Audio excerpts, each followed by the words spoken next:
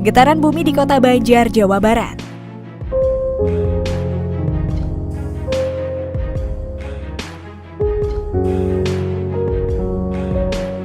Wilayah Kota Banjar, Jawa Barat dan sekitarnya diguncang getaran bumi tektonik pada hari Jumat 23 Juli 2021 pukul 00.14.52 waktu Indonesia Barat. Hasil analisis BMKG menunjukkan bahwa getaran bumi ini berkekuatan 3,7 magnitudo. Epicenter getaran bumi terletak pada koordinat 7,26 lintang selatan dan 106,87 bujur timur, atau tepatnya berlokasi di darat pada jarak 19 km timur laut pada kedalaman 4 km. Kepala BMKG Wilayah 2 Tangerang, Hendro Nugroho menjelaskan, dengan memperhatikan lokasi epicenter dan kedalaman hiposenternya, getaran bumi yang terjadi merupakan jenis getaran bumi dangkal akibat aktivitas sesar lokal wilayah setempat. Hendro menyebut dampak getaran bumi yang digambarkan dilaporkan oleh peta tingkat guncangan atau shake map BMKG dan berdasarkan laporan dari masyarakat. Namun lanjut Hendro, hingga saat ini belum ada laporan mengenai kerusakan bangunan sebagai dampak getaran bumi tersebut. Dia pun mengimbau agar tetap tenang dan tidak terpengaruh oleh isu yang tidak dapat dipertanggungjawabkan kebenarannya.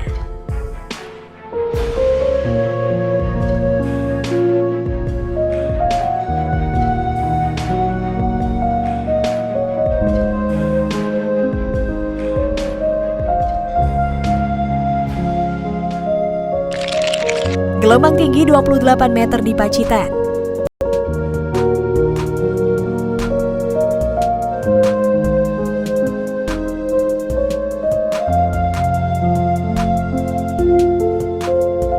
Pada beberapa hari yang lalu, Badan Meteorologi, Klimatologi, dan Geofisika menyatakan ada kemungkinan terjadi guncangan dahsyat dan gelombang tinggi di wilayah Kabupaten Pacitan, Jawa Timur. Tinggi gelombang ini bahkan bisa mencapai 25 hingga 28 meter. Kepala BMKG menyatakan, kejadian itu bisa terjadi lantaran Pacitan dekat dengan teluk yang mampu mengumpulkan gelombang tinggi dan relatif dekat dengan letak epicentrum guncangan. Oleh karena itu, Pacitan masuk ke dalam zona merah. Pernyataan ini bukanlah kali pertama. Pada 2 Juni 2021, pihak BMKG juga pernah memperingatkan potensi guncangan dahsyat di atas magnitudo 7 dan gelombang tinggi hingga 29 meter di pesisir selatan Jawa Timur. Ada 10 kajian ilmiah terkait prediksi kejadian alam yang dijabarkan dalam sebuah peta. Ada 3 warna yang digunakan, yakni merah, kuning, dan hijau. Di peta Kabupaten Pacitan, akses jalur merah menuju hijau paling cepat melalui sungai yang mengalir. Akibat dari peringatan dini ini, Mensos Tri Risma hari ini lalu meminta jajarannya untuk tidak menganggap sepele prediksi bencana besar yang dikeluarkan oleh BMKG. Menurutnya, kesiapsiagaan dan langkah antisipatif harus dan wajib dilakukan.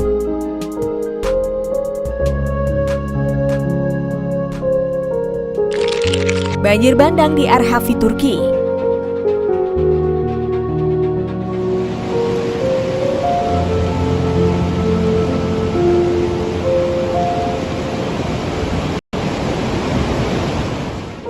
Baru-baru ini hujan deras menyebabkan banjir di timur laut Turki. Sekitar 200 orang telah dievakuasi akibat banjir di wilayah Laut Hitam timur Turki. 6 orang yang terjebak di distrik Arhavi dan 9 orang di distrik Murgul dibawa ke tempat aman. Pemadaman listrik juga terjadi di wilayah tersebut. Kementerian Energi dan Sumber Daya Alam melaporkan bahwa 3.045 pelanggan dibiarkan tanpa listrik karena banjir di provinsi tetangga Artvin dan Rize. Energi 9.650 pelanggan terputus karena langkah-langkah keamanan. Sementara itu, Asosiasi Pencarian dan Penyelamatan Turki atau AKUT menyelamatkan 18 orang. Sedikitnya 6 orang hilang dengan 2 orang masih hilang dalam banjir dan tanah runtuh yang dipicu oleh hujan lebat pekan lalu di Provinsi Rize.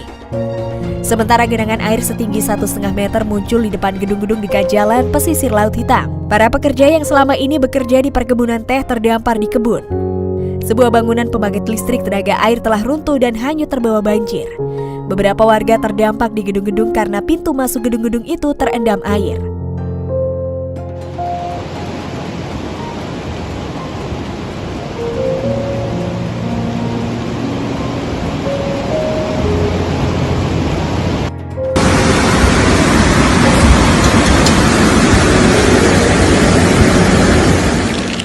Kebakaran dahsyat di Teluk Gong.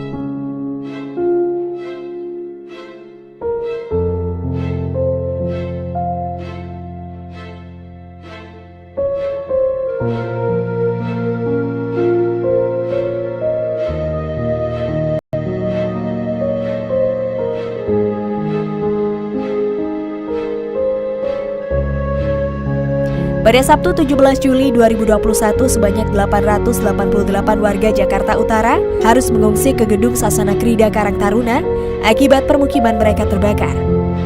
Kebakaran itu terjadi di kawasan padat penduduk di Jalan Lindung, Pasar Baru, Telugong, Jakarta Utara pada Sabtu sore. Kepala Suku Dinas Sosial Jakarta Utara mengatakan pihaknya melaksanakan tugas pendampingan dan penyerahan bantuan untuk warga yang terdampak kebakaran tersebut pada Sabtu malam.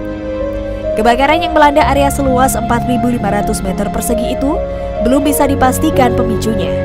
Namun kebakaran yang dilaporkan sekitar pukul 14.36 waktu Indonesia Barat itu berhasil dipadamkan setelah menurunkan 18 unit mobil pemadam kebakaran untuk memadamkan si jago merah.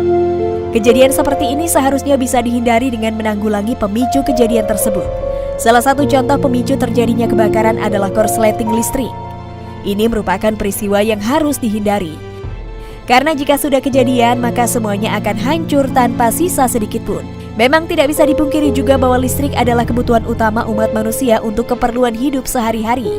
Namun bila penggunaannya tidak diawasi dengan benar, maka listrik akan bisa menimbulkan kejadian yang tak diinginkan.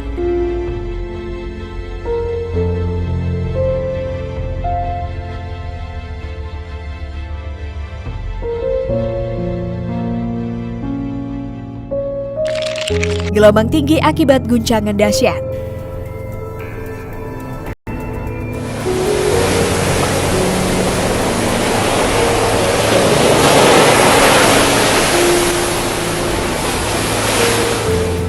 Pada hari Rabu 21 Juli 2021 terjadi guncangan dahsyat dengan kekuatan 7 magnitudo yang menerjang Costa Rica.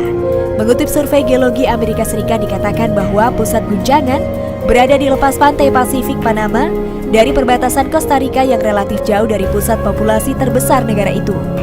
Dari peneliti setempat juga mengatakan, guncangan ini terjadi pada kedalaman 2 km, sekitar 200 mil tenggara ibu kota Costa Rica, San Jose.